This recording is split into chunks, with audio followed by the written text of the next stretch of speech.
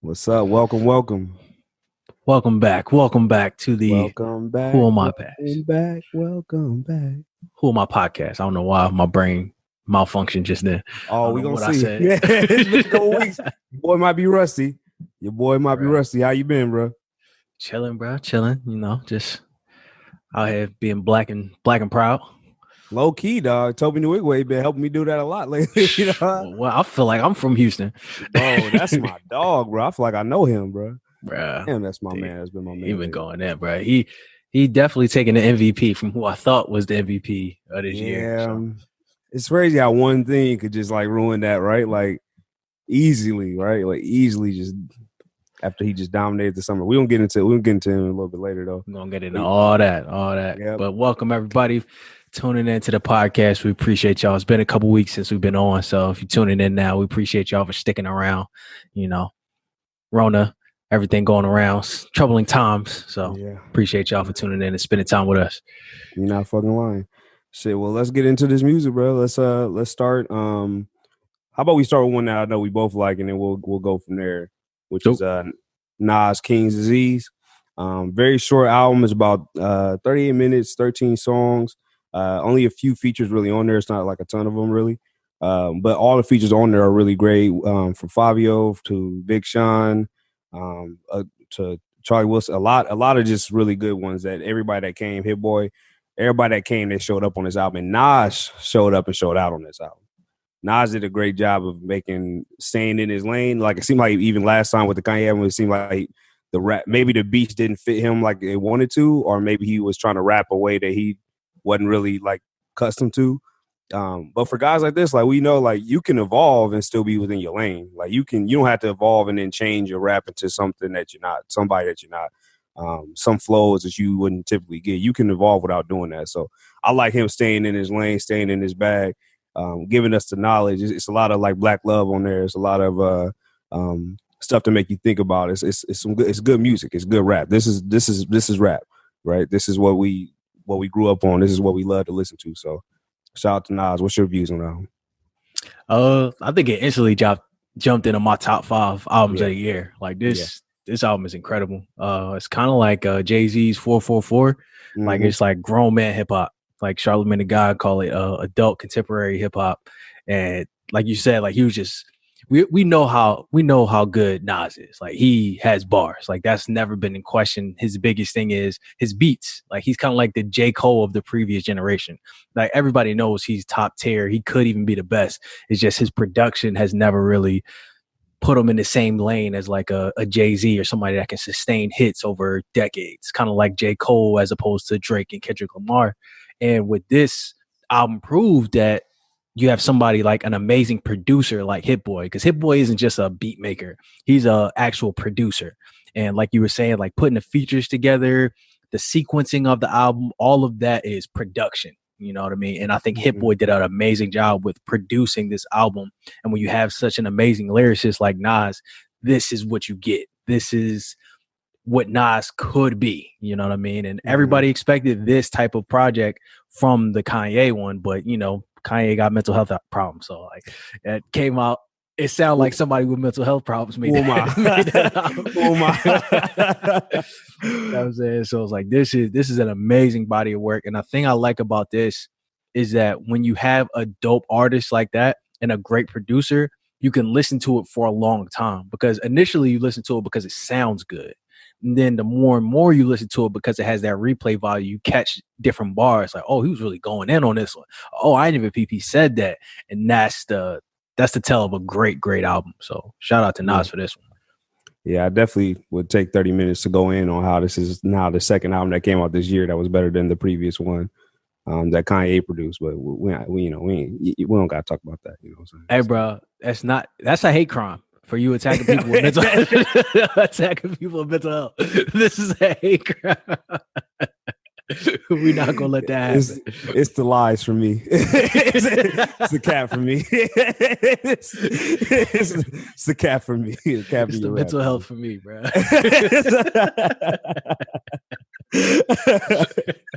All right, let's get into it.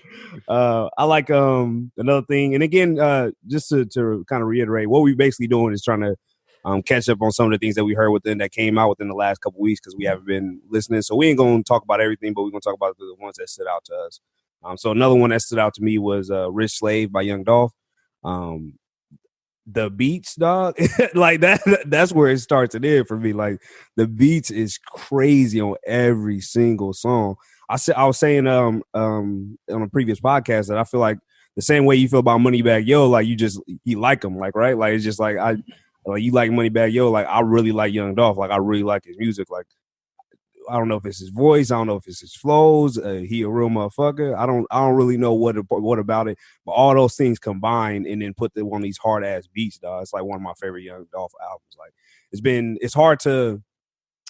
it is a little bit difficult to listen to these tracks, like because we're not outside. Like it really like it's starting to really take effect, especially we getting over with summer's kind of over.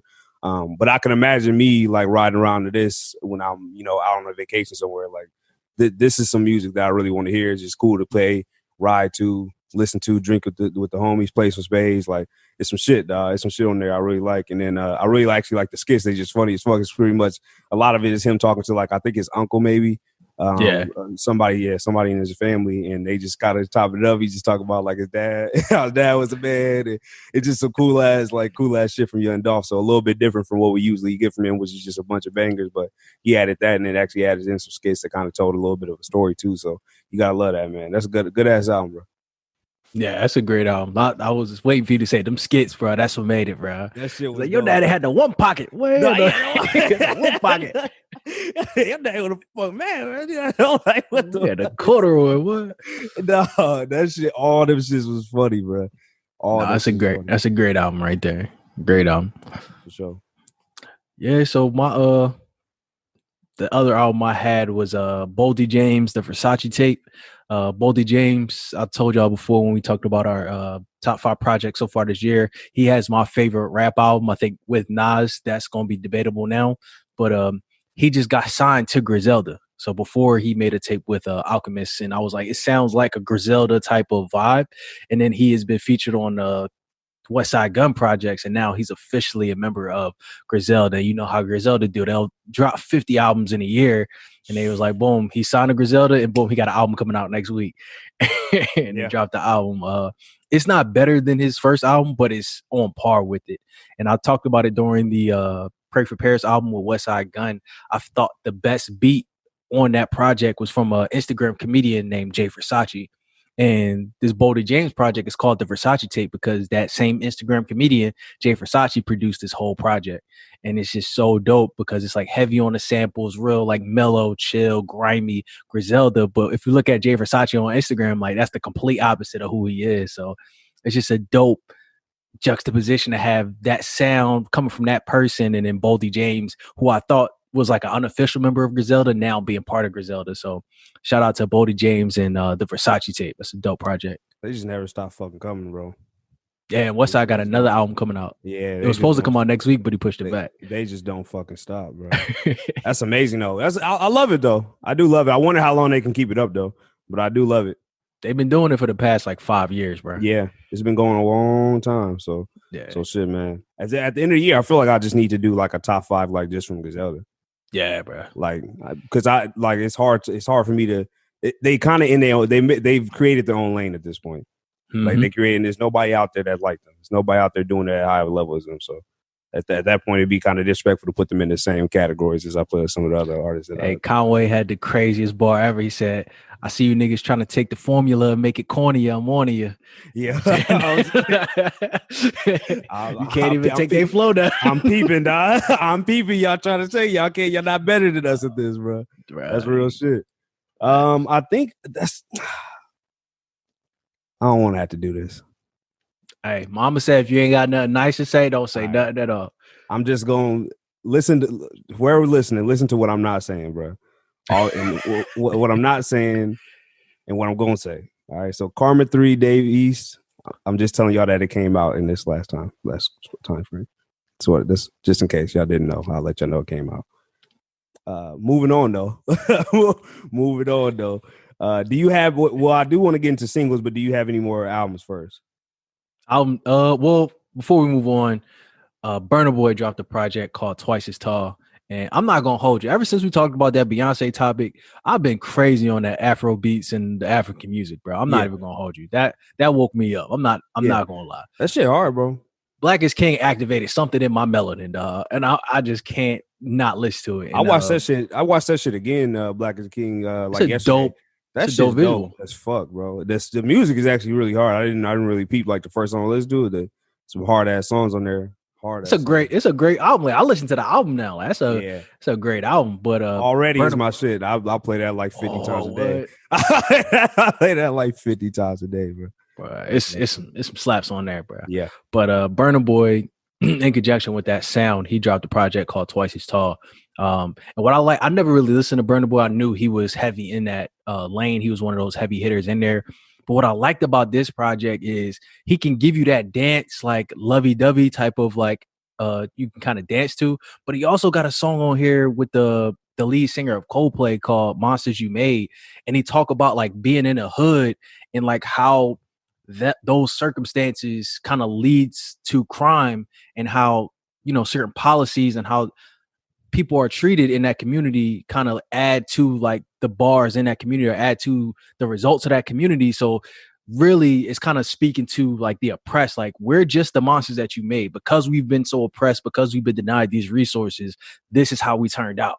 So you can't really be mad at us and call us monsters. We're just the monsters you made. And I thought I was not expecting that from a Burna Boy album. And it was just that made me rewind the whole thing back. And then he got skits on there from Diddy. And, you know, anytime Diddy like talks on the track, like he just giving you game, and he's talking throughout this whole thing, like talking about, hey, you awake yet? Like same thing Beyonce did, kind of connecting back to those roots. So I think this album is just on time. It's phenomenal music. And aside from just the dancing on there, he has some like real songs on there. So that's what's up. Burna Boy, Twice as Tall. Dope project. Dope. I'm gonna get into my singles now, and I think we'll both talk about this one. But "Laugh Now, Cry Later" with Drake featuring Lil Durk. When it first came out, I remember I hit the group chat and I was like, "Yo, I've been hard on Drake this year. Just kind of his music. I've been expecting a lot better. This is the one for me. This the one for me. This shit is hard. Like this is some people say it's like kind of reminiscent of God's Plan or something like that, which is also a big hit. But this one, it all comes together very, very well. The video was dope as fuck, entertaining to watch. Little Durk, I didn't see it coming. Like I wouldn't have guessed if I would have heard this song from the beginning and not knew who was on it, right? Like I wouldn't have. Lil Durk wouldn't have came to mind as like any of the top 5 people. I'd be like, oh, somebody would like this would probably eat on this track. Lil Durk came in. It was a very small verse, but he was like, I'm not gonna fuck the flow up. I'm not gonna fuck the beat. I'm not changing a bunch of shit. I'm right in here with you, dog. Like that shit. That really made a hit for me when he came on the track, and I think you can see on social media all around people are saying that same thing about Lil Durk on that track. So what a good combination for the two of them. I know they collabed before a while back, so I didn't see it coming, but I appreciate it for sure. The beat is fucking dope. I don't know who made it. I'll look it up though, and put that out there. But overall, that's probably the best Drake record I heard in a minute. So now I'm excited for the album. Before I was just kind of waiting for it to come. Now I'm like, okay, if we gonna get songs like this on the album, I'm ready to go. This has to be the single now, right? Like, yeah, that's what I'm looking at now. Like, it has to be a single. We know his new album name. What is it, Mr. Loverboy or Certified Lover Boy? Certified Lover Boy. So it's coming, and I'm excited for it. I am interested because I think the last time he dropped that album that wasn't in the summer, what was that? Maybe Views. Because did Views come out at the top of the summer? I don't recall him ever dropping like wintertime. Yeah, I don't remember. I remember because his birthday in October. I remember when he first started, that was his thing, like dropping in October. But then he moved to the summer, and it's just been a Drake summer every year. Right. So I'm interested to see how that's going to relate, and I'm interested to see who else going to drop in that time frame too.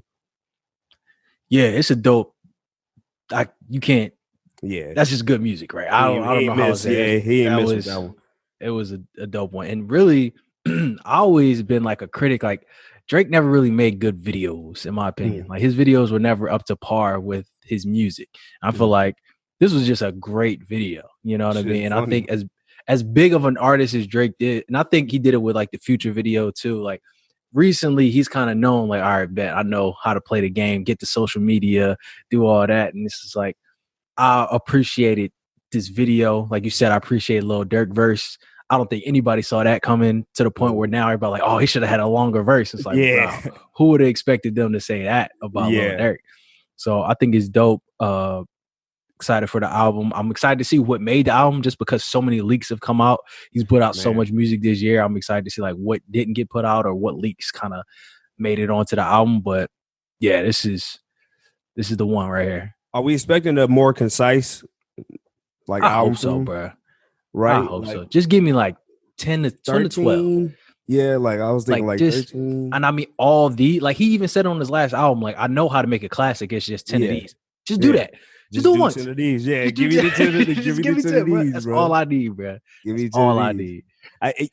But it's always been like a streaming thing too, right? Like a numbers game was, more songs and more. It did, but what you got to prove, man? Like we already know. That's the thing, right? Like that's the thing. The only thing we need from you now is that classic. Like we just need a classic, bro. And what a better time to give it than now, bro. It'd be yeah. Who am I though? And then you can always play the deluxe game. Like you got those songs, you're gonna put out there, play the deluxe game, give them the classic, and then come back on a rerun and deluxe, and then you can run it for like 2 to 3 months. You know what I mean? Let it breathe for a little bit. Like that's the play right there if you want to release a big album. For real, bro. That's just so hard though, bro. I knew it was gonna be hard when it came out in the beat dropping it, and he said he tired of beefing with bums because they can't even pay you enough to react. I was like, oh, he on people. He got over it. He on bullshit. Like, he even threw some shots at Kanye, bro. Like they can't fill the gap, and then Kanye just did the gap deals. He on bullshit. I was like, I don't understand what the disrespect with the wordplay with Drake is. Like he don't do that. Like I don't really know. Like it's Jay-Z so level petty. Like that's what I'm Jay-Z saying. Level. Is it just because he like more poppy that like he don't get the respect in the rap, like and kind of like the rap? I mean, he is kind of now, but for a while there, people just like, oh, he not up there with Kendrick and J. Cole, and I'm like, no, people rap, bro. People hate success, bro. Yeah. Like people before he was the man, everybody exalted like, yo, Drake really be rapping. Like, yeah, he be singing and but Drake really be rapping. And now once he's been on that pedestal for about a decade. So it's like now everybody trying to tear him down. Like he just was beefing with what's his name? Movado not too long ago because he dropped that Heady One freestyle and he was playing slick with he's like niggas want peace like cassava, and that's where Movado was from, like cassava piece or something like that. And then they was beefing. That was like a low-key beef. Like they was sending shots back and forth, but it's like that's what Drake do. Like Drake really be out here with it. So I think if it wasn't for him being so dominant, he would get the respect he deserved. But because he can bar you up and end your career with like a sub that you can't even prove was a real diss, it's like, bro, who can top that? It's the high pitch baby for me.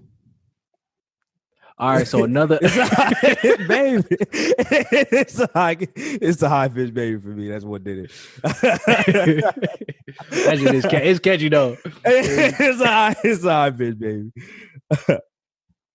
I had a single from Travis Scott. He dropped a single. That. Yeah, he dropped a single called "The Plan." It's from the upcoming movie Tenet, and I'm not gonna hold you. Like everybody was gassing this song up. Like the movie director was like, "Bro, this song is a masterpiece." And I'm like, "Bro, they just hyping it up for when they release it."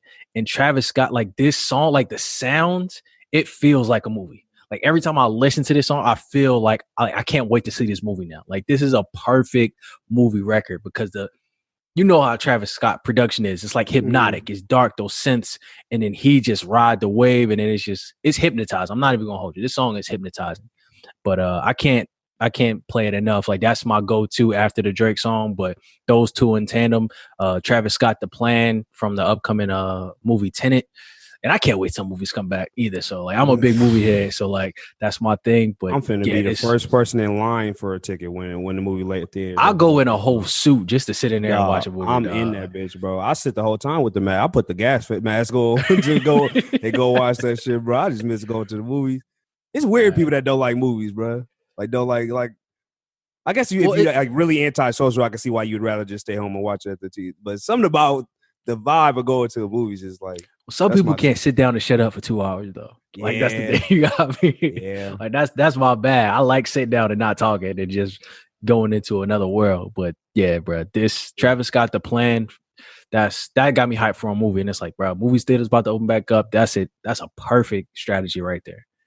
Yeah, for sure. For sure. If anybody's wondering why I'm not gonna check that, I don't check unannounced people that ring my doorbell. So that's hilarious. I'm not. I don't. If I don't know that you come, I'm not checking the door. So, I don't have no business with you. It's the notification for me. Yeah.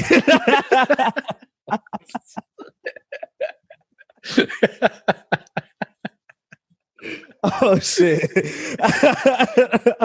Oh shit. All right. All right. Oh shit. Okay. All right, I got one more, but I'm gonna go ahead and give it two because I kind of want to shed some light on this because it's kind of old, but it's not really old. So Make It Home, it came out on a Pandemic Project by Tomi Nwigwe, and they did like a live version on his Instagram like recently, and it like just made the song way better to me. Like I would rather listen to this audio. Like I go to YouTube and like make sure I like search that up just to play it in the car. I'd rather have the audio from that. The other song, the original song is great, but I just want to mention that one because if you haven't heard it, then go to his page, go to Toby's page, and click on that immediately. That's a beautiful like song, beautiful way of making that song. So I want to say that one. And then even today, he's still coming at our necks with it. So every Sunday. He dropped a one called "Eat." Him and his wife, right? That was his wife with the bar. His wife smashed on that. His wife smashed, dog. The whole vibe changed when she started rapping. Then he came back and ate, dog. He came back like he had the whole family in there. It's the videos for me too. Like it's the videos for me too, bro. Everything about it. I watch this show like this shit is fucking. I wish I had this life. Like this shit lit, dog. Fuck, that shit is dope, bro. All that shit is dope. Again, I don't really got much to say about it. You gotta go watch it. You gotta go watch that yourself and download that if he dropped it. I'm sure he dropped it on all streaming platforms for sure. So go download that and play all his shit though. Just support him. Like, you know what I'm saying? Like play all that shit. Just listen to it. Not only because it's dope as fuck, but because again, he's like one of those artists that we should be trying to support. Just an independent dude rocking out like that. Got it pretty much out the mud. Like he a real one, and we should support some shit like that. Yeah, I hate to be the dude of like, oh man, I've been listening to him for so long. I hate to be that dude, but just to show you how consistent Toby is, bro. Mm-hmm. The homie Jazz, who I want to have on this podcast one day. Yeah, she put me on to Toby in 2018. And she was like, yo, he a local dude. Like I remember we was trying to go see him. Tickets to see him was like $25. Like local, just chill. But he had bars. He don't curse. He talking about like he put God in his music. This is 2018, bro. This was 2 years ago. And he was releasing a song and a video every Sunday. He has been doing that every Sunday since 2018. Bro. It consistent. And I haven't heard a bad song. Absurd. Every Sunday, bro. That's absurd, bro. You gotta respect that. Crazy. You gotta respect the grind. The grind, though. Every Sunday. Quality. God damn the grind, boy. And now his wife about to be on first name basis with Beyonce, dog. Real shit, though. Crazy. Real shit, dog. Shit is crazy out here, man. Shit is crazy. Like, look at what hard work will get you, though. Facts. Right? Like, the consistency of it. Like, look at how hard work got him. And now he's like, he's almost pretty much a household name at this point. Like, yeah, bro. You don't know him, you at least know one of them songs. Yeah, all the heavy hitters like him. Like, he getting reposts from Alicia Keys, Diddy, everybody. You check his comments, everybody verified in there. So it's like, he on there now. He a real one, man. I should have saw him. The tickets was $25. I wish I could, because now that shit. Run the check back up now. Run that check up next time he go. I can't wait till tours and shit start again. What? Damn, I can't wait to go see a music concert, man. I can't wait, dog. It make me think about all those times that I could have went to something I didn't go. That's the one. I'm glad you said that. I was just thinking about that today. If 2020 taught me something, is I took so much for granted. It's like when you can't do it anymore, like when I couldn't go to the gym, I thought about all the days I was like, nah, I'm too tired to go to the gym. Right. I'm in that thing every day. Yeah. And now that I can't go to concerts, now that I can't leave the state, I can't go on vacation, I'm taking every opportunity to do that because like this has really put everything into perspective for me, bro. For real, bro. I'd kill for a vacation right now. I'd kill to just go somewhere, bro. Like I like facts. I'd kill to just go somewhere, bro. Like for you know what I kill for, bro? What's that? Some WAP. I mean, you're not wrong. You're not wrong. Your methods are aggressive, but I don't disagree. Your methods are aggressive. It's the aggression for me. It's the aggression for me. Oh shit! I thought I was doing something with that transition. I did not think that went through. Nah. I did not think that went through. Look, bro, we've been off for the past 2 weeks. I'm a little rusty. Oh no, that was a good one. All right, man. My first time doing it. But my all right, shit, man. Let's talk about it, man. So, Cardi B and Meg Thee Stallion, they came out with a song, I think about 2 to 3 weeks ago now, called WAP, which stands for Wet Ass Pussy. Very, they nasty. That's why I'll say like they talking nasty in there. Like I don't even want to use no crazy word. They talking about some nasty shit in there, which is cool. That's kind of what Meg Thee Stallion kind of vibe has always kind of been on that. This is kind of extreme of that, which not to say it's bad. Everybody look at it like somebody calls something extreme. It's like out of this world. Something. So I'm not saying that it's bad. I'm just saying it's different from a little bit different from how she usually raps. Cardi B even came out and said she was even a little bit uncomfortable, like trying to find the words to actually say kind of on the track. She came out in an interview and said that too. So even for her, she was like, okay, this is a level, the next level of nasty I ain't really going to. Came out with a cool video, got Kylie Jenner in there, had a lot of cameos. Mulatto was in there. I'm trying to think of them all right now. I ain't watched it in some weeks. So Normani, Sukiana. Yeah. So quite a few cameos in there. But the song is doing well on the charts. The song is doing well. People are listening to the song. It's a wild amount of people that know about the song. I literally was just gaming right now with some of my homies. They live in Mississippi. And it's funny because the white dude came in and he was like, hey, y'all here trying to get some WAP? And I was just like, I just thought, like, yo, this shit is crazy. So it's a very well-known song for right or wrong reason, whatever you want to think. You said, what's that? It went number one. Yeah, it went number one. So everybody's heard of it. You go on TikTok, it's like a dance thing for it. It's blowing the fuck up. But with that, there's been a lot of backlash, and that's kind of what we're going to talk about today. Backlash from, I guess, just parents, maybe. I don't even know who the group would be, like who I would say this backlash is credited to. Like, it's kind of just like a thing. Like, people are just saying, like, hey, we don't want to push this type of music. This music is like a little too nasty for us. I don't want my child listening to this music. I don't want this and that, which is fine. I mean, we'll talk about how we feel about that. But if I'm missing anything, let me know. But I'll let you go first and see what your views on it is. So my thing is, I don't care about how vulgar it is, but I understand the criticisms, and I say I don't care because I grew up on the Yin Yang Twins. Like, they literally had a song called Wait Till You See My Dick. And it was one of the top songs of the time, you know what I mean? Slob on my knob was never a thing, I guess. Slob on my knob to the sweat drop down my balls. Like, hip-hop has always been vulgar, you know what I mean? So it seems a little bit like, oh, when a girl do it, why y'all saying something now? It's just y'all been doing it for so long. But that's where I kind of like, I don't really like that argument either, because that's kind of like a whataboutism. So just because somebody else did it, that doesn't take away from how vulgar you are. And that's not to say that those songs didn't get the same amount of criticism.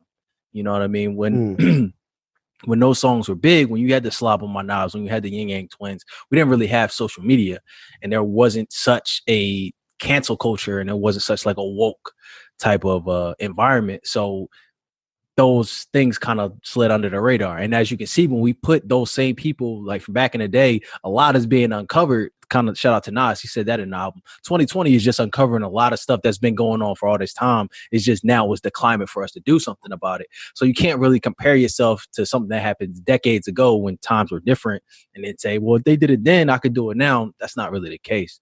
So I understand why people could have a problem with it, just like people had problems with rap in the 90s and they were trying to ban it because it was too explicit. It's just, it's music though. You know what I mean? Nobody's forcing you to listen to it, bro. Like, all you had to do is not listen to it. When you see WAP, like every time, I don't listen to it. Like, if it's on a playlist, I'll skip it, but I'm not going to sit around and call them all type of names saying they hoes and they thoughts or whatever, because one of the women in the video, her name was Sukiyana, she gave an interview saying like, yo, that's liberating for us. Like, when y'all talk nasty like that, so when y'all talk about like kind of like with the city girls, we talking about like scamming and robbing or whatever, it's girls out here really living like that. You know what I mean? However few that may be, that's how we really got to get it. You know what I mean? So when we hear somebody give voice to that type of lifestyle, it's like, bet somebody understands what I'm going through. Not to advocate saying this is how you have to, but to give that type of woman a voice. Hey, I can respect that as well. You know what I mean? That's not what I subscribe to, but I can't hate on you if that's how you live your life. Like, yo, you need a voice too. So I respect that in that regard, but I can kind of see both sides. Yeah, it's an old argument. It's an old argument. This thing, Lil' Kim was probably even raunchier than this way back when she was in her prime, when she was rapping. And back then there was a lot of, like, again, we talked about nasty songs. There's literally a song that was really big. I remember growing up called "Put It in My Mouth." Like, it's like pause, but it's like, you know what I'm saying? Like Nelly, like, you know what I'm saying? Like, it's some nasty shit out there. Like, that's just how sometimes that's part of hip hop. That's one of the areas of hip hop. So is it worse now because it's I guess more viral, easier to go viral, things of that nature? You can argue that. You can argue that your kids may have access to that at an early age. Because I remember getting caught listening to shit like that. My mom would, take it from me back in the day. It was easy to take. I had like an MP3 player. Like, yo, she gonna take that off my shit. So, but now it's a little bit different with the TikToks and Instagram and social media just in general. It's easier for kids to go listen to this type of stuff. So if that's your argument, it's not a bad argument, right? It's not a bad amount of criticism. Like, if you want to, now that's on you. That's on you as a parent, or you as a teacher, or you as whatever you think, to keep your kids from listening to that stuff. That's not on the artist to not make the music because you don't want your kid to listen to it. That's not how it works. It's not how it works. It's just like, I'm not going to go McDonald's, eat McDonald's every day, and then claim they made me fat. No, I had the choice, right? So right. You don't go to McDonald's and then be like, now you need to change your whole menu because I got fat. That's not how it works. So you can't blame the artist, but there is something different between attacking and criticizing, right? And that's kind of the big argument that we've been making kind of for weeks now. We'll talk about that a little bit later with the new VP. But I think we got to stop doing the whole thing where we create victims, though, right? I feel like we create victims, right? Like, it's okay to criticize people. We gotta be okay with that. We can't be so now. Now you look at everybody attacking black women. It's like, I don't really think this is what that's about. It might be, but there's really no evidence of that. Right? Like, they just saying that this song for them ain't they. It's not for them. Like, it's nasty. I don't want nobody around me listening to it. That's up to them. That's their preference. Like, they don't have to listen to that. That's not attacking. Now, if they came in there, like you said, and said like, oh, these hoes doing this, these nasty bitches, and calling them out their name and doing shit like that, why they making that argument, then that's another thing. That's when we need to step in and say, like, nah, you wilding. Like, I was with you. I was allowing you to have your opinion. Now you wilding. You going from opinion to attacking people now. So we can't create the victim. We can't just be acting like, oh, they said they didn't like my music. Look at them attacking black women, because then you get people riled up for the wrong reason, right? I feel like I keep saying this. We got bigger fish to fry and shit like that. We just do. We got bigger fish to fry. It's bigger reasons to be talking about. We'll talk about with our next topic. Another big reason that why, again, we should be looking at how black women are attacked. I understand that, but we can't be the people that cry wolf. You can't be like, they attacking black people. Look at this, they attacking black people. Look at this. Like, you gotta be reasonable. Use your head. You can't just call it out every time you see something that's inconvenient, or somebody's going against you, or somebody has a thought that doesn't align with yours. That's a stupid way to look at it, and then call somebody a racist or something like that. It's a stupid way to look at it. So overall, I don't really think the song for me, like, but it wasn't really made for me, right? Like, you know what I'm saying? Like, so the song ain't for me. But I still support them doing that because, again, I've been supporting that type of music since I've pretty much been listening to hip hop. This is not nothing new. Like, women having sexual liberty is not like, it's not something new. Like, it's been around for a very long time, like, legitimately. So I don't understand why the uproar right now. Maybe the video just got him a little bit. Maybe the it going over all over his TikTok. I don't really know what actually like started this backlash. But again, this isn't new. Let's not act like this is something that, like, on both sides, the argument that people don't like it is not something new, and people making the type of music is not something new. So that's what it is. No, I feel you. This may get us canceled, but it is what it is. It's 2020, baby. Let's go for it. Right, fuck it, bro. Let's get it. I think Dave Chappelle, and this might be a little bit of a reach, but Dave Chappelle, in my opinion, might be the best comedian in my lifetime that I've seen, right? Hell yeah. But my favorite comedian was a comedian by the name of Patrice O'Neal, who passed away. And his comedy was very misogynistic. I'm not gonna hold you. Like, it was, if you listen to some of his comedy, it's like, hey, he would never make it in today's climate, but he was hilarious or whatever. And he had this joke, and he was saying, if you got into an accident and you couldn't use your vagina no more, what would you do to keep your man? And then he let the audience respond.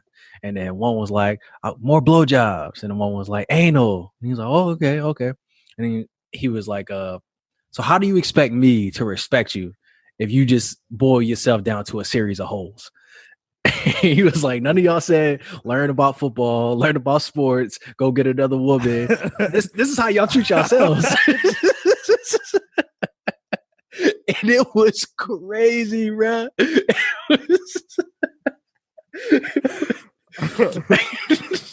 So lie detector says I determine no lies. He was like, this is how y'all treat yourselves. Like, I didn't make y'all say that. But I say that to say, if this is some women's liberation, we gotta respect that. Oh yeah. But I just want to say, if this is what you consider liberation, we can't cancel men for treating women the same way. Like, you can't have both ways. You can't do like when I do it or whatever, or me doing that, like, it's okay. But then if I say hoes or I say bitches or I say like, I don't care, I just want to fuck, like, you can't cancel men for that. So it's like, for those choosing that side to say, yo, this is liberating, this is that, I just want y'all to keep the same energy for not, using that cancel culture for men that do the same thing. So it's just being able to see both sides. Let me ask you this, because I had this long talk yesterday, and there was a viral clip going around, and I'll talk about that in just a second. But I guess if I call a spade, am I wrong? So if you got a podcast, right, and you talk about all this shit, like, hey, I fucking 20 men in one day, some crazy shit, some wild, some absurd shit. I think I know exactly what you're talking about. Yeah, right. So, and then you come to me and you say like, yo, I want you to marry me. Like, and I'm like, nah, because I don't fuck with that. Am I then wrong for being like, you was on whole shit like just yesterday, like, I don't want to be the one to be like married to you. I don't know if you gonna still have that in you. Am I wrong for my preference in that? Nah. Okay. But that's what I'm saying. Like, it's just as, it's like, if you okay with living that lifestyle, like, let's say for the girl's sake, if she's okay with living that lifestyle, it's nothing wrong with that. It's like, that's your body. You can do whatever you want with it. Yeah. But you then can't get mad at a man for not wanting to take you seriously because of that. Right. Like, you have to be adult enough to understand, like, yo, yes, you can do that. It's your body. You can do whatever you want, but it's consequences that come with it. You know what I mean? And you got to have the same, and that's kind of the point I was trying to make with the liberation movement. It's like, if that's what you consider liberation, that's what you consider empowerment, I'm all for you, because it's your body. You do what you need to do. But that's going to have certain people look at you another way, and you can't, like you said, play the victim once the shoe was on the other foot. So that's how I see it. But that's my thing. So, and the reason I bring this up, because I just so the viral video that came out, and I will be brief on it. But Shorty, I don't fucking know who these girls are. I know one of them. She's one that like consistently just lies on people. I don't really know what the fuck the point is of this. Which brings up another topic that I don't really want to get into with her, because she said a lot of shit on that podcast, and it's been a big moment. But she brought her friend on, and this was Adam 22, the No Jumper podcast, and she brought her friend on, and they were like, just tell a crazy story. And she's like, basically, she's in a hotel room getting fucked by some, like, a team manager of allegedly the Suns, and apparently all like 7 players on the team came in, and she just sucked them all off like one at a time, swallowing nothing, all crap crazy shit, right?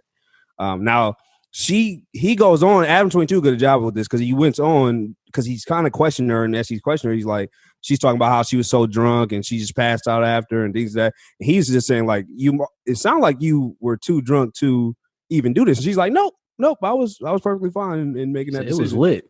Yeah, it was lit. Yeah, like I had a great time. And he's like, okay, are you looking at that as a positive thing or a negative thing? She's like, no, it was fucking lit. Like I enjoyed it. Like I'm like, so I look at shit like that and I'm like, mentally, I don't think I could be with you just off of shit like that.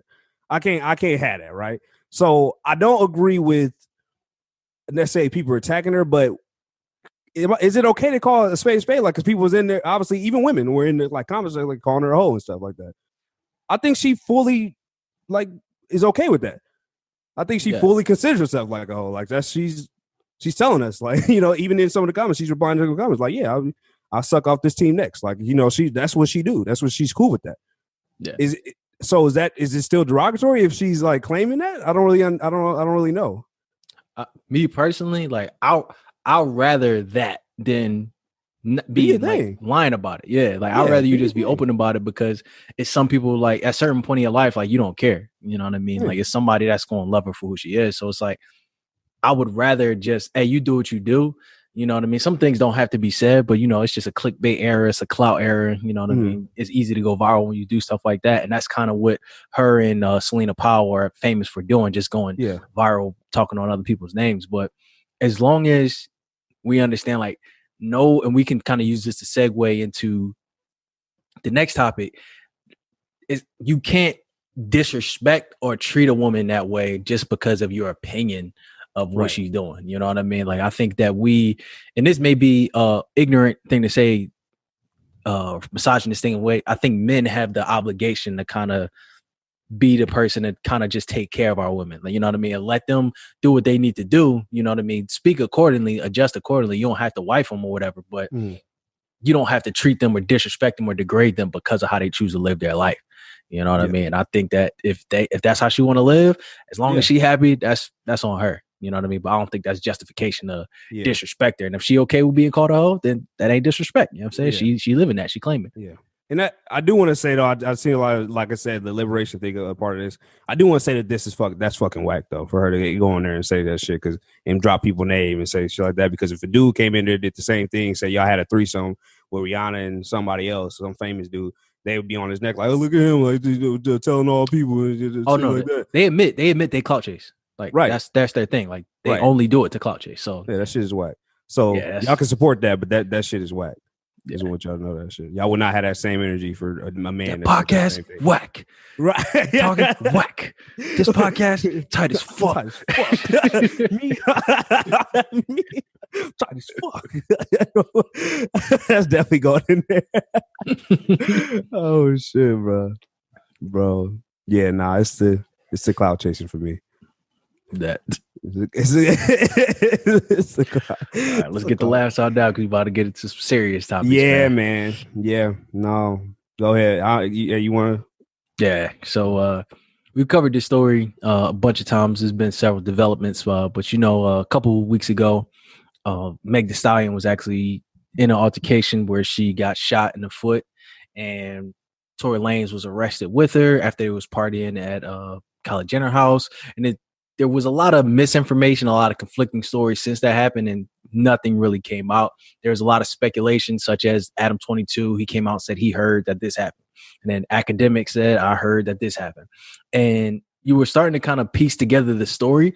And as more and more information started to leak, Meg Thee Stallion kind of took it into her own hands and actually said, okay, well, I see this misinformation is going out. Some people acting like I didn't get shot. And then she posted a picture of her foot showing her wound, saying like, yo, I actually did get shot. And then she took it down.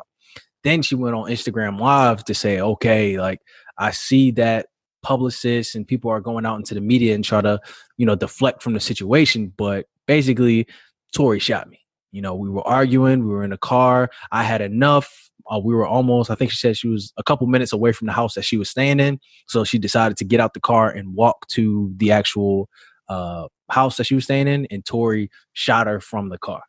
So this is the first time that somebody from the actual incident, especially Meg actually being the one being shot, named Tory Lanez as the shooter. So it's a big development. It sparked a lot of conversations about, it's canceling Tory. Why aren't people taking this as serious? You know what I mean? Using the conversation of why people aren't protecting Black women, or why when a situation like this happens to a Black woman, why is it kind of not taken seriously? So it's a big conversation to be had around this whole situation. But coming from Meg Thee Stallion, we can almost, and again, we haven't heard Tory's side, so you kind of have to take it with some, like, a grain of salt. But Meg got shot, so if she's saying that Tory did it, it's kind of hold a little bit more weight. So it's a big development. We kind of always knew. I mean, I don't want to say I was in denial about it. I just didn't really want to like crucify the man for something that I wasn't 100% sure that he did.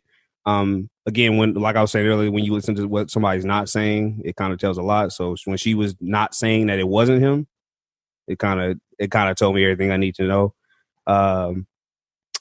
I'll just be kind of blunt and kind of point blank on this. My thing is Tory needs to be arrested. Like, you can say that's snitching, that's me, supporting cops. I don't really care about any of that. This is domestic violence, right? This is, y'all want to say y'all want to protect Black women, but then we let our stupid like street like rules like stop us from doing so, right? This is one of those things that it's out of our hands. It's out of anybody's hand. He should be arrested, and they should investigate, find out what exactly happened. Meg seems to like she's willing to talk now. And if she talks to the cops, I don't look at that like. I seen a lot of people saying that she was snitching, and this snitching now, and then I seen people that came out and actually like backed her in there, telling her it's not. My view on that is I don't understand how that's snitching. There's times that you need cops. There's just time. My house was robbed maybe 6-7 months ago, maybe last year or something like that. And what was I to do? Right? Like, what was I to do? I was going, somebody broke into my house, stole a bunch of stuff. What was I to do by myself? I'm just supposed to take the L. I have insurance, but the only way I can actually claim that insurance claim is if I put in a police report. So I'll call the police, right? Like, what else is there to do? Like, we in this, I know we in this mindset of saying all cops are bad, but they have a job in society. And that job is very much needed. And this is one of those times where we need them to do their job and investigate this thing. And if Tory committed a crime, I'm sorry, but you're gonna have to do the time for that. There's some things I won't put up with. I don't put up with people not taking care of their kids, and I don't put up with people beating women. I just don't put up with it. It's not some shit that I can actually take. I can't take nobody in my circle, meaning you, any of my friends. I can't take that from anybody in my circle. I can't take that from anybody in my family. If somebody touch, my mom, my sisters, some shit I can't take. So when I see Meg Thee Stallion come out and have to deal with that, the utter audacity to be like, well, she's snitching. No, she's not. How? Why is it her duty to protect him at this point? She did that. She didn't have to do that. Like, what? Imagine that. Like, imagine getting shot, and then your first thought is still protecting somebody, the person that harmed you. That's a crazy concept to think about. Like, that's deeper than it may seem. Like, that's a fucked up thing to have to go through to be worried about the same person that could have easily killed you. He could have easily shot her somewhere wrong. The bullet could have got lodged somewhere. It could have been, that could have went way worse. Excuse me. But so for her to have to come out and protect her for as long as he did, and then like she was saying, like, I'm covering for you, but then you come out, your publicist come out, and then try to throw dirt on me. Like, that's the fucked up part of it. You did me wrong several ways. Now you still continue to do me wrong. Like, eventually I'm not going to be here to protect you no more. And that's what happened. And you could see it coming. Like, she was posting stuff as it was going on, trying to tell her side of the story.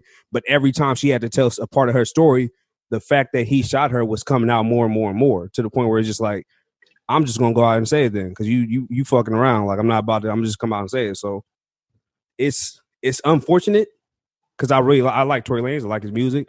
But again, there's some shit. I don't give a fuck about none of that when it comes to this. I could care less about Tory Lanez music. I could care less about canceling him. He needs to be investigated for having to do a crime. If we want to protect our Black women, like we say, this is one of the times. Like, let's do it then. If you want to do it, let's do it. But we got to do it the right way, right? Like I'm certainly not condoning more violence, so I don't think nobody should go after Tory and go try to shoot him or beat him up or anything like that. I'm not. You might, you know, what I'm saying that might be you listening, and you might say like, "No, I think he's just get his ass beat." That may be cool to you. That's not enough for me. That's not the right way to do it.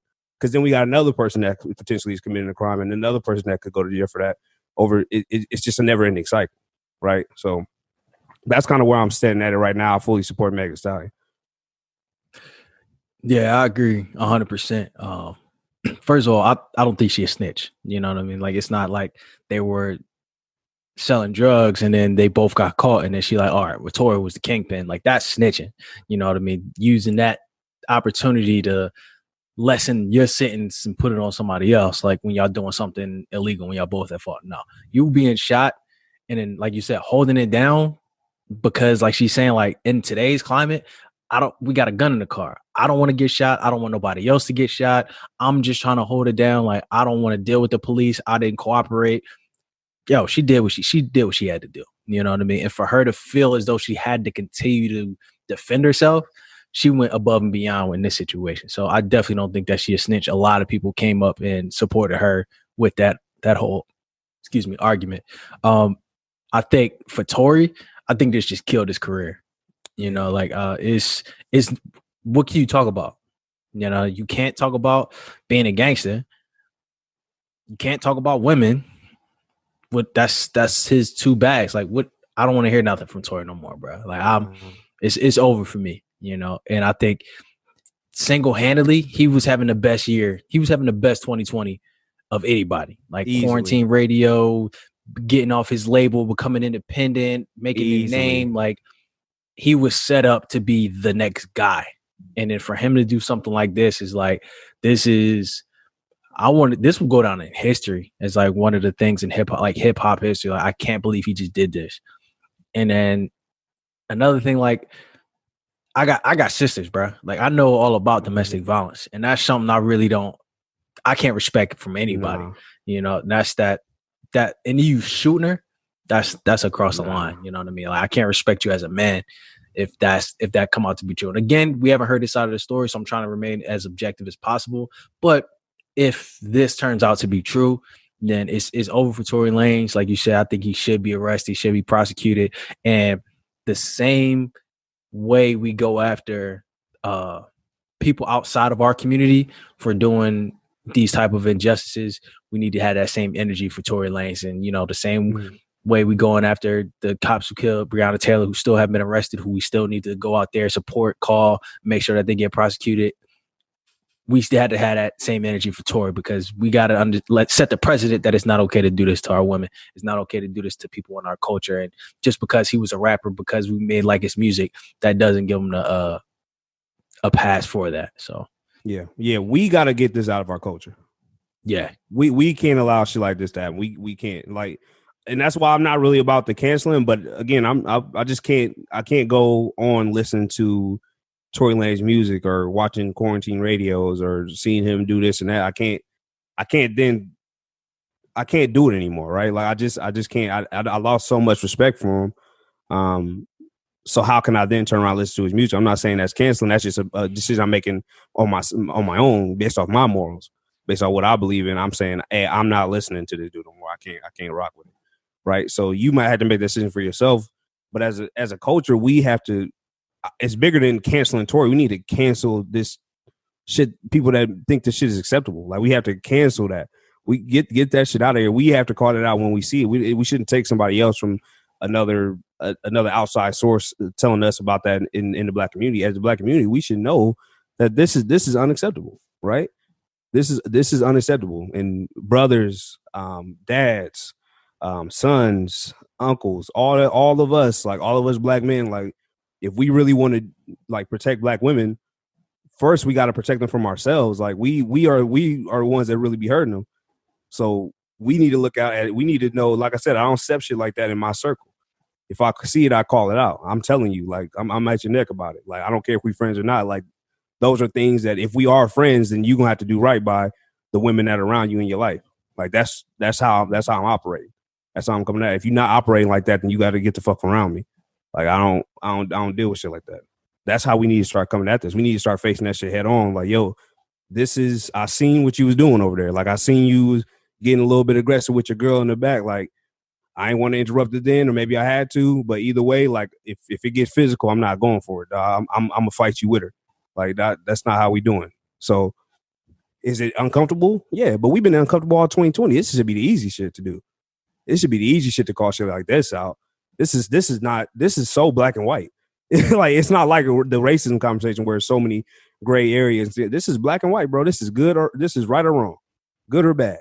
Simple shit. This is not. Don't overthink it.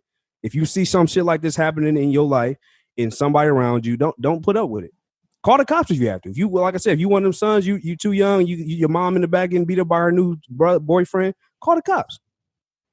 Let them handle that. That's what they do. That's a crime, bro. They will take that man out of that house. Call somebody, bro. Get help. There's place for this. And then on the back end, continue to support that black woman. Continue to help her out. And that's not even just black women, but all women in general. But just saying, like, for this conversation, like, black women, like, if we do need to be protecting them. They are under attack, but they're also under attack from us. So let's make sure that we calling that shit out in here, in the house too, instead of just whenever we feel comfortable, right? So that's my thing on it.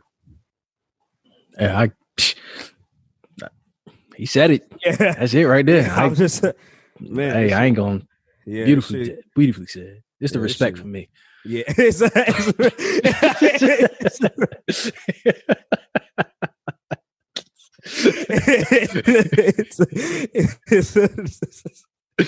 Man, dog. Yeah, man. We got another serious topic coming up too, which sucks too, because again, it feels good. It's a good day. I've been trying to get back into a good state of mind shit, and then I got to come on here and talk about all this kind of negativity. But we can make it positive though. We can make it positive. Oh yeah, I'm gonna just be real. I'm just be real with it. But you want to introduce this one? Yeah. So 2020. It's an election year. If you may have forgot, a lot has been going on this year. A lot of what we've been talking about, a lot of the social justice, a lot of this change we've been saying for these past couple podcasts. The only way we can really empower ourselves and empower our communities to do it is to vote. And with that being said, Joe Biden just announced his vice president pick as Kamala Harris. That was historic because she was the first, I believe, woman of color to be on a major party as a vice president. So it's a big deal. With that being said, she has been heavily criticized, from both Democratic side and the Republican side of, looking at her character, looking at her record. And we kind of just wanted to talk about, the historical aspect of it, addressing some of those criticisms and how we think this kind of shapes the 2020 election, why this is such a big deal, because we talk about change, we talk about votes, and we talk about empowering ourselves. This is the time to do it. So I think conversations like these are necessary to have, because we shouldn't just be, he might have mental health problems, but he did raise a good point. We shouldn't just be loyal to a party. We should ask different things of these parties, should ask things of these candidates, and be informed on how they act, how they move, and how they vote to make sure that we're voting in accordance with our needs and values. So that being said, what you think about Kamala Harris being picked as the Democratic VP? I don't dislike it. I feel like it was the best option for him if he feels like he's going to win. Getting the support of, that's a good way to get support of the black community. I know you asked a good question and you were saying, like, is that gaslighting? Is that, yes, probably so. I can't argue against that. It kind of is. But that's the kind of the game we play, right? That's the game that we in. So I understand the game. So I'm a rock with it. So this is kill me if you want, but this is kind of where I'm at with this. I see a lot of stuff going around saying that we need to make sure we need to uplift, protect Kamala Harris at any cost, like for any reason they're going to attack her. As a black woman, we need to make sure that we support her. I do agree with that to an extent. I still think it's okay to criticize. I'm on the bus that I didn't like her as a presidential candidate. So I don't really care for her as a VP, although it might be a little bit better. She's done harm to the black community. She's not, her hands are not free of blood. Like she's put a lot of people in jail. She did a lot of things that I did disagree with while she was was she a judge, or I'm not sure exactly what her district attorney. district attorney. Yeah, so she did a lot of things that I wouldn't have agreed with and I wouldn't technically support if I was talking about being a black woman or supporting the black community, things of that nature. So I'm not going to turn around now and just say because you're the only option or what they really aren't, but because they're an option now, that I have to go ahead and support her through anything. No, I'm going to criticize her. Actually, criticize her and Joe Biden tougher than I ever have a Democratic Party. The reason being is because we've seen a consistent, I want to say, cycle of kind of like disrespect from the Democratic Party to the black community. We've seen it several years just continue going on, maybe decades, really, if you really want to talk about it. So now is the time where I'm at least, I don't want to say woke, but at least have enough knowledge of that happening that I'm gonna make sure that if you get my vote, you're not just gonna run off with it if you get the job. You're not doing that to us this time. Like that's not going down this time. We're gonna hold you accountable for things that you said you was gonna do.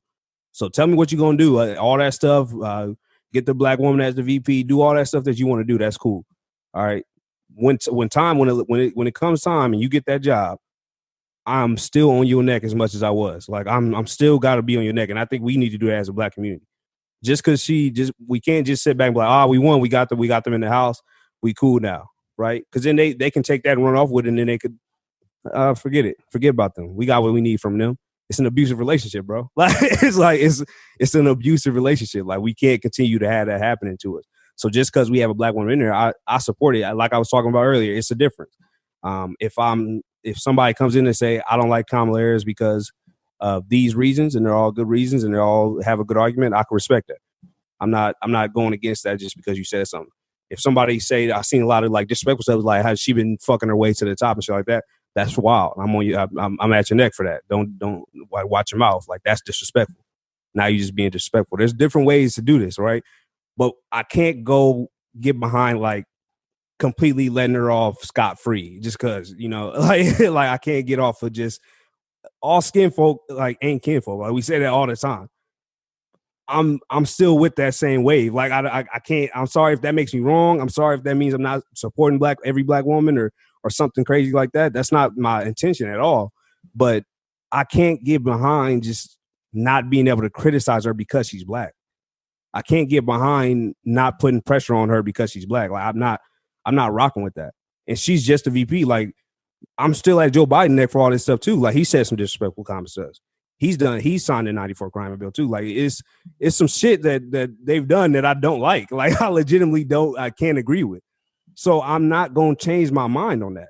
I'm still going to criticize her for that. I'm still going to criticize Joe Biden for that. That's not going to change for me. And that's kind of where I'm at.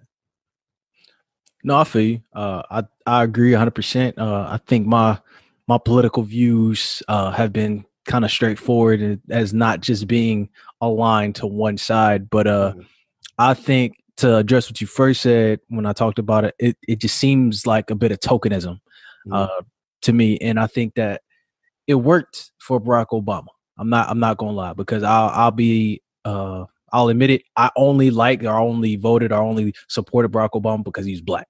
And who you going to support, the black president or somebody else? And that's in my community. That was the narrative, And from then, it was just expected to have an allegiance to the Democratic Party. And I think that since Trump has been elected, and I think the country has become a little bit more politically aware, those type of conversations or those type of tactics won't work anymore. Some people fed up with the government entirely. Some people fed up with this misinformation, and they want to be informed, and they want to make sure that they're not being used and abused. And I think that modern day politics is, using those old tactics, that's kind of what they're doing. So I agree with your sentiment that we should criticize, not to tear down, but just to make sure that we're making the best informed decision. Because like I said before, like you should criticize everything, because the truth will always hold up to the criticism. Every question that you ask, it should be able to take that criticism, respond to that criticism, and still stand on its point. If it can't hold up to criticism, then it's not really grounded in any foundational elements, then I don't trust that anyway. So I only want to support things that I can criticize and know that it's still going to be themselves. So that goes with people, that goes with politics, that goes with anything. And I think that the criticisms of Kamala Harris, and again, I'm not going to talk about the personal attacks. I think about like her record, especially as a district attorney, they're valid. You know what I mean? And like I said, I see both sides. Like I do respect back in, I believe it was 2005, she had a Back on Track program where first time felony offenders of low level drug crimes, they were given an opportunity to reduce those charges to get on a program to help them literally develop skills and get back on track and become productive members of society, knowing that, hey, if you're out here dealing drugs, you don't have a way, you don't fit into society, you don't have a job or way to make money. So you saw this as a last resort. Because you're not like a kingpin, or because you're not like so up on this chain of command, we're going to take it light on you. You're still going to accept responsibility. You still plead guilty, but we'll give you an option if you can make it through this program to kind of help you get back into society and not ruin your life for it. So I think that was dope on her. And I think that it was a successful program back in 2005 as a district attorney. That's a highlight of her career. That's something that I think helped a lot of Black people while she was a district attorney. But on top of that, you know, she had a lot of scandal as a district attorney. More importantly, I think the big one that a lot of people point out is when she kind of hid evidence, or she didn't disclose evidence to defense attorneys that a certain, I think it was a lab that they were using, they were messing with evidence. And I guess one of the workers weren't really trustworthy. And that led to some cases being compromised. And I think as district attorney, she didn't have a written policy to actually figure out how to go about disclosing information to these defense attorneys. And that was her job. Her job is to make sure that defense attorneys have all the information that they need so that they can give their client a fair representation. And it was brought to her attention like, hey, you need to do something about this lab by a superior judge. And I was like, hey, this is going to affect cases and you need to do something. You need to make sure that these people find out about it. And she said the judge was biased because one of her, the judge's husband was a defense attorney. So she kind of blew it off and was like, no, like you're not about to mess up my cases. And it turns out over 1,000 cases had to be dismissed because she wasn't willing to admit that there was something wrong with the lab that they were using, causing a big stain on her record, saying that like how it kind of called into question her management style. It kind of seemed like a power trip. Like, okay, your job isn't to say you hold all the cards and you're supposed to make all the decisions. Your job is to do what's right. And in that situation, many people told you what you were doing was wrong and you failed to act on that. So it's like, again, I can see she did good for the community with the Back on Track program, but I can also see what she did in that case when that lab was, you know, caused over 1,000 cases to be dismissed because she didn't do her job right. And that just makes me, and again, I don't know her as a person. I just see what she does. So it makes me question, what will she do as vice president? And a lot of people suspect she will be president if Joe Biden isn't able to finish out his term. So that calls into question, is this just for power? Just her, that tokenism, like, hey, we have a woman of color, y'all should vote for her just because of woman of color. But then once she gets into office, like you said, she doesn't really stand on those same principles that she's speaking to right now. So I just want to say, look at her actions. You make your own decision. You be informed. You read up on the Back on Track program. You read up on her scandal with the lab having 1,000 cases dismissed. You figure out what type of person she is. You know, a lot of time has passed since both of those events. She could have changed and be a completely different person now, but be informed on what's going on. Look at these people's records and then make your decision accordingly. Yeah, great points there, and I hate piggybacking, but that's kind of what I'm about to do here, just to kind of reinforce and reiterate a little bit. But it's some things that I feel like I'm okay with taking race out of. I think that's kind of where I'm at. So I'm okay with just looking at a person on paper. Like I'm okay with just looking at what you've done, and then trying to project what you will do. That's kind of what I do with my candidates. That's what I'm looking at when I'm looking at who I'm going to vote for. I'm looking at what you've done, how long you've been in politics. Like in that time frame, have you done positive things? Have you done bad things? Do you have these type of scandals? Are you mentally ready for this? Are you physically ready for this? These are things that I'm thinking about when I'm voting for president. None of that really needs to have a race attached to it for me.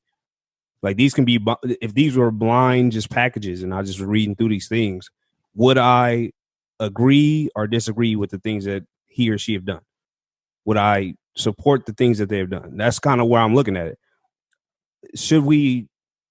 Does she get a little bit for me because she's black? Maybe a little bit somewhere deep inside my mind, but I'm not going to let that cloud my judgment on this.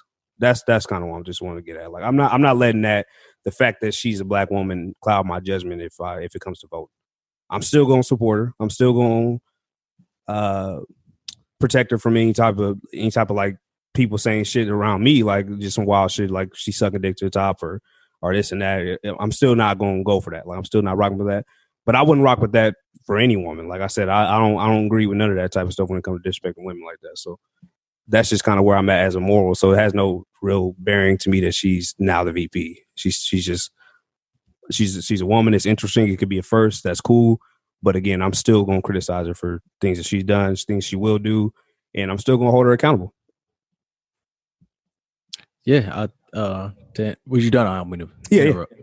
Yeah. I think that why this conversation is so important and why it's needed, because I think as I look at both sides, as I start to make my decision of who I'm going to vote for, I'm seeing a trend of anything but Trump.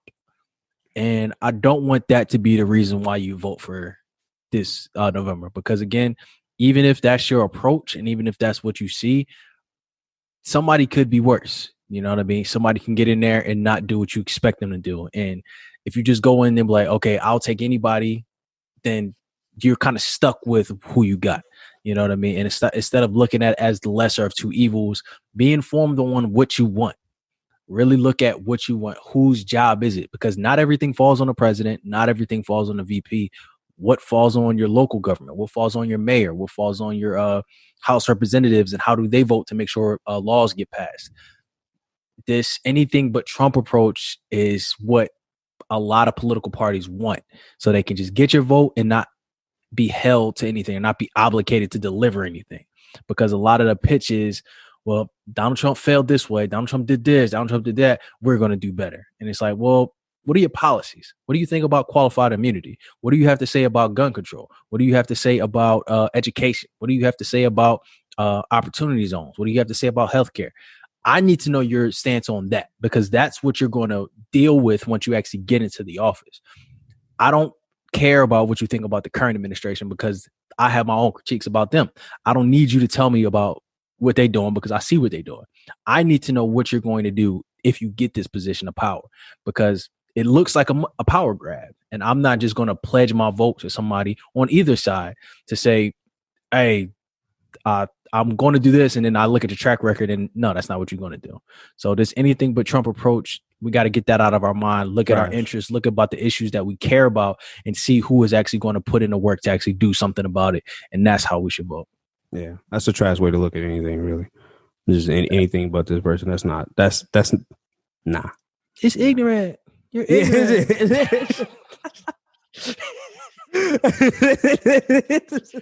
Shout out to my South Park watchers. Y'all should get that reference. Oh shit, bro. Good topics today, man. Good talk. All right, let's finish it out with that positivity shout out, bro. Yeah, man. I got mine. Mine's just kind of sad. It's not necessarily a positivity shout out, but I'm gonna kind of make it into. It's kind of like a appreciation type of deal. Mine is I'm 50 Tyson. All right, so mine goes out to Kobe Bean Bryant, man. Today's actually his birthday. He'd be in 42 today. And I just kind of want to make sure that I get a chance to say, like, we miss you, dog. Like, I don't know even else to say about it. But my positivity shout out is really going to go to his wife, which is Vanessa Bryant. It's tough, man. It's a tough job to have. She has to basically navigate through tragedy, like a crazy tragedy, losing a daughter and a husband at the same time, and doing all that with it while being in the public eye.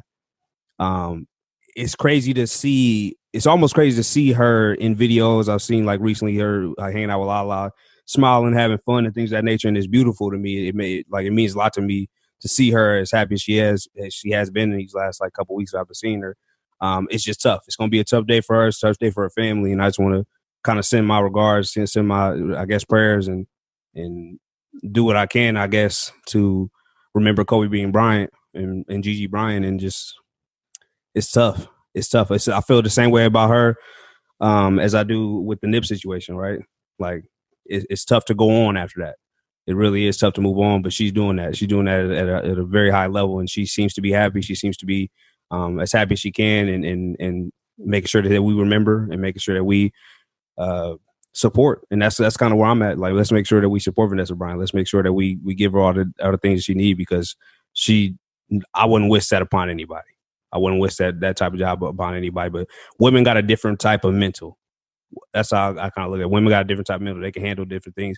I don't know how I would be able to move on like that. I just don't know. I don't know what my life would be like after I experienced that.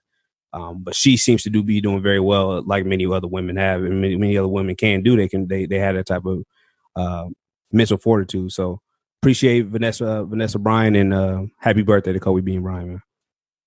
Man, that was an excellent one, man. That was good. That was tough, bro. It make me sad, dog. It's like bittersweet seeing her like happy and shit. And I just like watch videos. I'm like, I'm happy to see her happy, but it just makes me sad all over again. It's tough. Yeah, Philly legend right there, bro. Rest in peace to Kobe. Rest in peace to Gigi and everybody that lost their life on that tragic helicopter crash. So my positivity shout out, I'm gonna give it to Octavius Nelson out of South Carolina. Kind of in line with what you were talking about. He lost his dad and his brother, and when he was a kid, he used to work with his dad in a restaurant, just like washing dishes and like busting tables and help him. But his dad was a chef, and he saw like what it was like to, like, everybody loved his dad, and he saw like the effect that his dad had on everybody of just being chef. He saw like the power of food and what that can do to bring people together. And then once his dad passed, he didn't know how to cook. So he was like, I don't know how to honor my dad. So he went on YouTube and started watching videos. So first thing he did was made like some seasonings. And then he put out his seasonings, and then that started to blow up. And he was like, all right, bet now I want something else. But again, he still didn't know how to cook. So he just went on YouTube and he was just watching and studying and reaching out to different experts and using those connections that he had. And he actually eventually opened up a restaurant. And now it's called Bobby's Barbecue because his dad was Bobby Sr. and his brother was Bobby Jr. And since they both passed away, he wanted to dedicate that to them. And it's now a thriving business in South Carolina that he dedicated to them. And he learned it all just by doing the homework and watching YouTube and just using his resources to figure out something, finding out what he wanted to do. And although he didn't have that capability, he empowered himself to kind of make it happen. So I want to shout out to Octavius Nelson for being an example of what to do, and that you don't need a lot, just use your resource. Anybody can go on YouTube and learn a skill. You know what I mean? With technology right now, it's so easy to do that. And shout out to him for not giving up and having a dream and having a vision and manifesting it. Even it took a little bit, it took a lot. He started with seasoning and then eventually opened up his new restaurant, and it's still thriving to this day. You can look up Bobby's Barbecue in South Carolina if you want to check it out and support that. But it's a dope message, dope story, and shout out to Octavius Nelson. Hell yeah, man. If it's one thing that's just been something that's just kind of been reiterated throughout my whole life is, bro, hard work will get you there, man. Putting in the work will really get you there, bro. So it's really people out here that's just not doing that, and they got opportunities that you can't get, that you didn't have. Sometimes you can't worry about that. You got to work harder than people. It ain't fair, but it's not easy to do. But if you do it, you will be rewarded, right? Facts. Because you're gonna reward yourself. That's how that works. I love that. I always love stories about it like that. Good pie, bro. It's good. It's good, bro. You know what I'm saying? Yeah. Took a couple weeks, but hopefully it came back strong, bro. It came back strong. It's a good pie. Intelligent black men for me. Like it's the knowledge for me. It's the knowledge for me. We appreciate y'all tuning in, man. Thanks for tuning in. This is the Who Am I podcast. If you want to follow us on all social media platforms, we're at the Who Am I pod on Facebook, Instagram, Twitter. At the Who Am I Pod on YouTube. If you want to watch us, if you're listening right now, I'd recommend you do. It's fun. We like to do a lot of things, put some stuff in the video.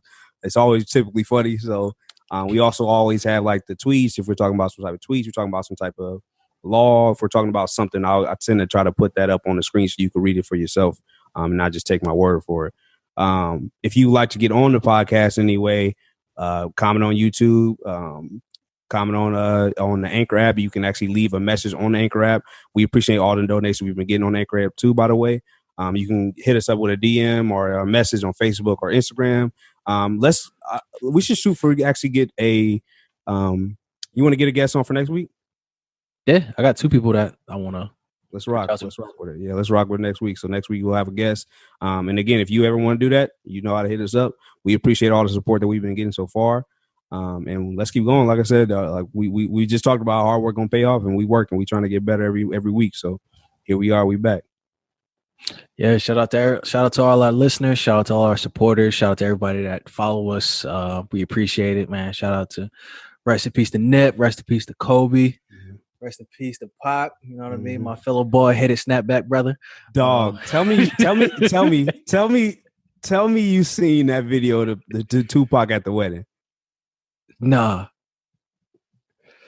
Lord, bro, I'm sending you that right now on Instagram, bro. It's the funniest shit I see all day, bro. It's just like a wedding, and it was like, oh, Tupac was this all these. Oh no, it wasn't Tupac, but it was like another dude. It was like this random dude with a he was like, I ain't mad at you, right?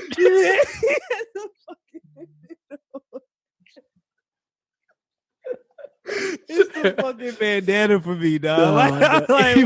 He had all white on with the he was in that bitch, dog. He was in there, but that shit killed me, dog.